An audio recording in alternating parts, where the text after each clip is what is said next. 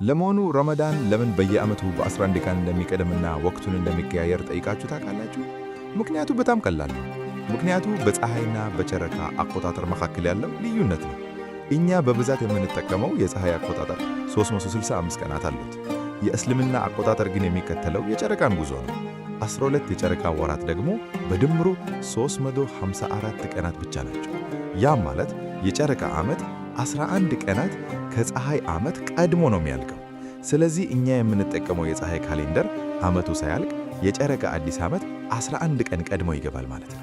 ለምሳሌ የዘንድሮ ረመዳን የካቲት 21 ከጀመረ በሚቀጥለው ዓመት ግን በተመሳሳይ ቀን አይጀምርም። ምክንያቱም የጨረቃ ዓመት 354 ቀናት ብቻ ስለሆነ ዑደቱን ለመጨረስ 365 ቀናት አይጠብቅም። እንግዲህ ልዩነቱን ተመልከቱ። በፀሐይና በጨረቃ ዓመት መካከል የ11 ቀናት ክፍተት አለ። ለዚህ ነው ረመዳን በየዓመቱ 11 ቀን ቀድሞ የሚመጣው። በዚህም ምክንያት ረመዳን በየ33 ዓመቱ አንዴ ሁሉንም ወቅቶችን ማለትም በጋና ክረምትን አዳርሶ ይመጣል።